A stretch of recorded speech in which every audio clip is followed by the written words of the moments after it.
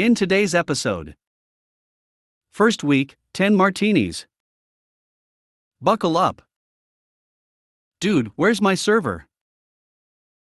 Wait. We can do that. Before we get started, make sure to subscribe so you will never miss a video. So let's get started. First week, 10 martinis. 12 top. Friday night of my first week serving, ever. 1 hour till close, so the veterans/doubles don't want it. Somewhat VIP musicians at a nearby orchestra. Out of 12 of them, 10 want martinis. Very specific martinis. Some gin, some vodka, some dirty, some dry, this one with a twist, 2 olives for this one, blue cheese olives for that one, etc. All of them up.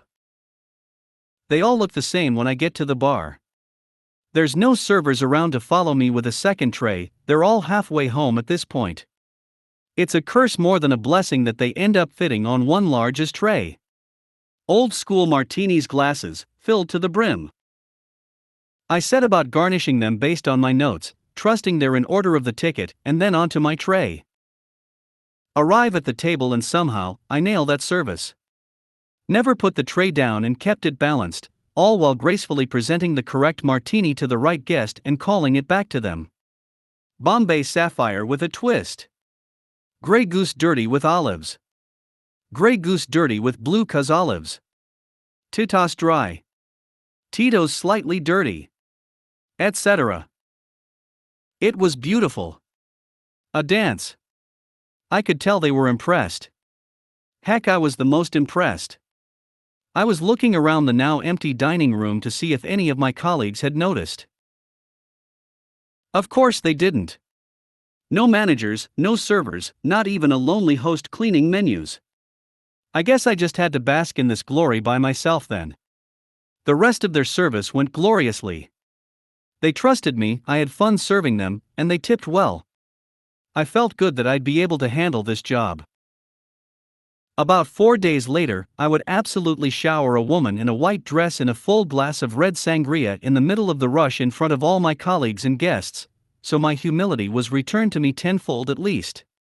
But for that brief 2 hours in an empty dining room, I was the best 10 martini server who ever served 10 martinis. Buckle up.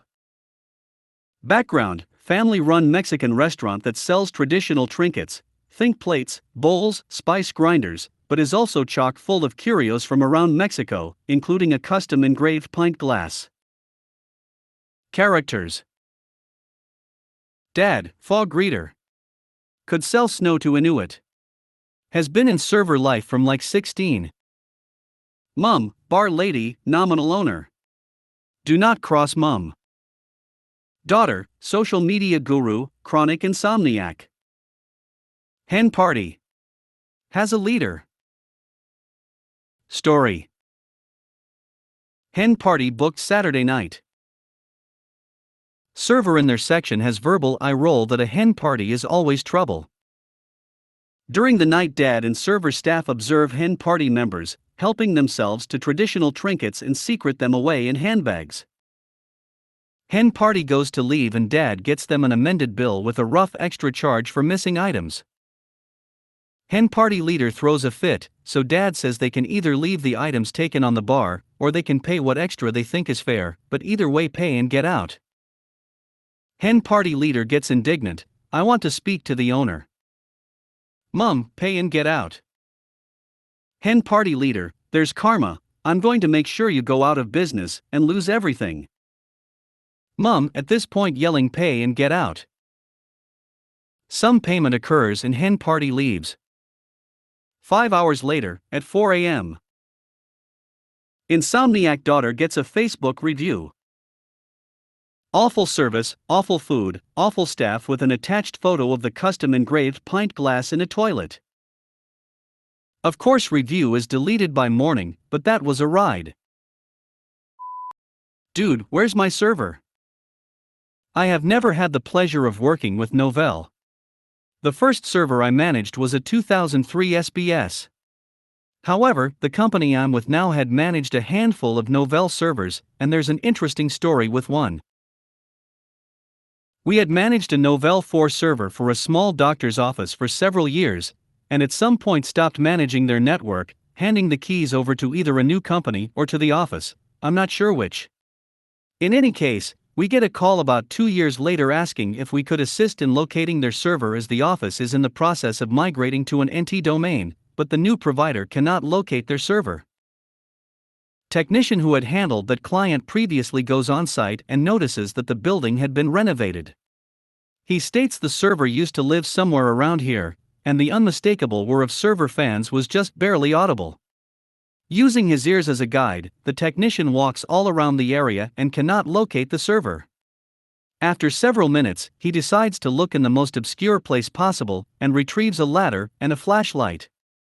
Upon the removal of a ceiling tile, the fan whir becomes much more prevalent, and a hole is discovered in the ceiling tiles, a small 4x4 foot opening on the other side of the wall which has no ceiling grid over top.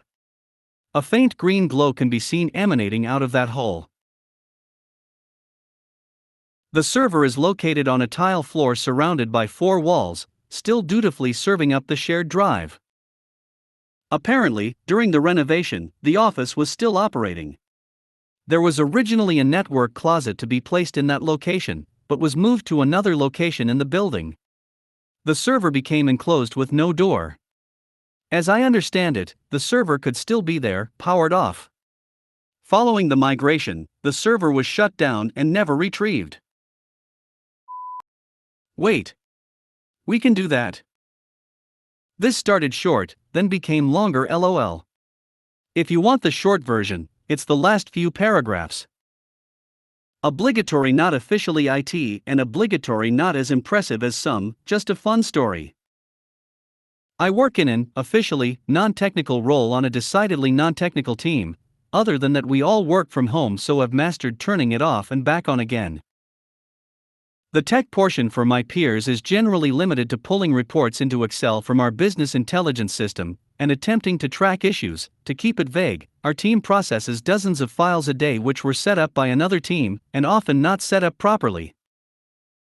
This is the Excel pivot tables or miraculous level of tech knowledge. If anyone happens to recognize this, I love you guys and totally get a kick out of your excitement about pivot tables. I have been the unofficial go-to-tech person since I came on the team. Since machines make a heck of a lot more sense than people. That being said, I'm a baby at programming and data analysis. Well, maybe a toddler. I can write a mean Excel VBA script, with the help of Stack Overflow of course. Attempted to learn SQL a while back, but never ended up needing it. And I have a half-finished mod of Dink Smallwood from years ago, dating myself now. LOL. We had the basic reports to run in the BI system, but no one on the team knew how to change the queries or change what it generated, so any new reports were done by a different team. Significant delays. But, surprisingly, the user interface is semi-logical. Using my vague memories of trying to learn SQL and lots of trial and error, I started making my own reports, and some for my boss as needed. That was several months ago. Apparently my boss is still getting used to being able to have new data at their fingertips on the fly. Recently, they approached me and asked if I could make a list of all the files that we had a specific issue with, along with pulling a reference number from the file for another system. This is a significant amount of time to do manually. Knowing that this info is documented clearly in a queryable field, my response was, "How about I make you a report instead?"